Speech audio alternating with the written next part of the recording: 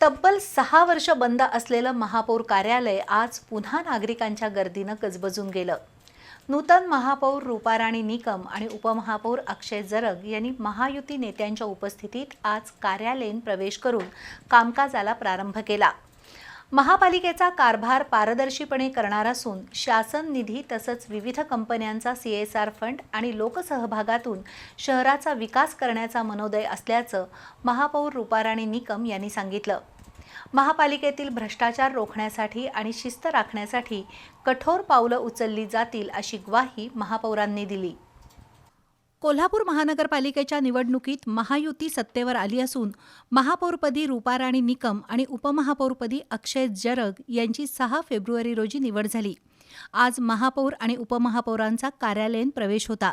त्यामुळे महापालिका चौक नेते, पदाधिकारी, नगरसेवक आणि कार्यकर्त्यांच्या गर्दीनं फुलून गेला होता।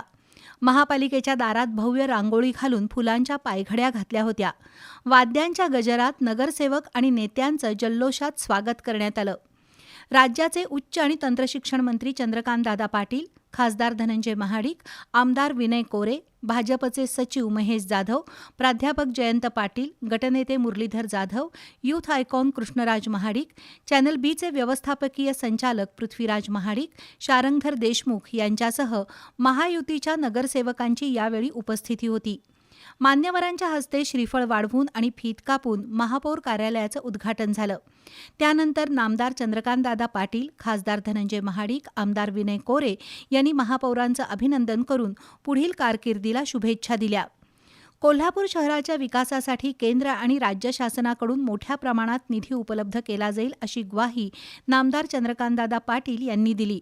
तसंच नूतन महापौर आणि उपमहापौर शहराच्या विकासात चांगलं योगदान देतील अशी अपेक्षा नामदार पाटील यांनी व्यक्त केली। त्यामुळे पैसे विकासाला खूप देवेंजी देणार आहेत। एकनाथजी, देवेंजी आणि आता सुमित्रा बहिणी हे तिघे मिळून राज्याच्या विकासासाठी खूप प्रयत्न करणार आहेत। नवीन बजेटमध्ये 98,000 लाख कोटी, कारण टोटल बजेट आपलं 53 लाख कोटीचं घोषित झालं केंद्राचं, त्यातल्यात 98 लाख कोटी एवढी मोठी अमाऊंट केंद्र महाराष्ट्रातल्या वेगवेगळ्या शहरांमधल्या पायाभूत सुविधांना देणार आहे। मग सांडपाण्याची निर्गत असेल, कचऱ्याची निर्गत असेल, शुद्ध पाणी मिळणं असेल, फ्लायओव्हर ब्रिजेस असतील, आमच्या मुन्नासाहेबांनी आणला तसा बास्केट ब्रिज असेल, ते शहर जगात चांगलं शहर झालं पाहिजे यासाठी केंद्र देणार आहे, राज्य देणार आहे। त्यानंतर सर्व प्रमुख मान्यवरांच्या उपस्थितीत उपमहापौर अक्षय जरग यांच्या कार्यालयाचंही उद्घाटन झालं। महापौर आणि उपमहापौरांनी कार्यालयीन प्रवेश करून आजपासूनच कामकाजाला प्रारंभ केला। कोल्हापूर शहरातील वाहतूक कोंडी कमी करण्यासाठी रस्त्यावर वर्षानुवर्ष धूळ खात पडून असलेली वाहनं हटवण्यात येतील।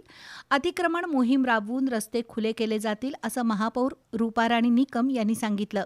तसंच विविध कंपन्यांचा CSR फंड आणि रोटरी किंवा अन्य सामाजिक संस्थांची मदत घेऊन शहराचा विकास करू अशी ग्वाही महापौर निकम यांनी दिली। त्यावेळेला वाहतूक नियंत्रित आणायची असेल तर अधिकाऱ्यांच्या बरोबरीने सगळ्यांनाही माझं एक विनंती असेल की पदाधिकारी असू देत किंवा अधिकारी असू देत, यांनी सुद्धा या सगळ्या अतिक्रमण हटाव या सगळ्या मोहिमेमध्ये सगळ्यांचं सहकार्य असायला पाहिजे।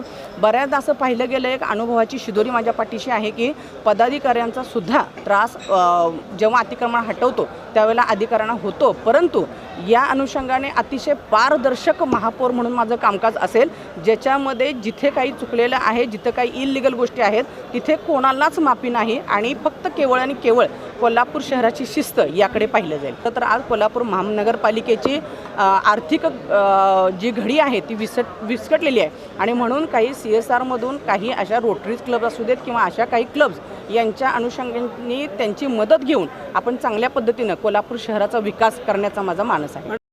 महापालिकेतील भ्रष्टाचार रोखण्यासाठी कठोर निर्णय घेतले जातील असंही महापौर रूपाराणी निकम यांनी स्पष्ट केलं। यावेळी सत्यजित जाधव, विरोधी पक्षनेते राजू लाटकर, माजी उपमहापौर विक्रम जरग, माधवी जरग, राहुल चिकोडे, ऋतुराज क्षीरसागर, संग्रामसिंह निकम, निलेश देसाई, विशाल शिराळे, अजित ठाणेकर, प्रताप जाधव, इंद्रजित बोंद्रे यांच्यासह महायुतीचे नगरसेवक आणि कार्यकर्ते उपस्थित होते।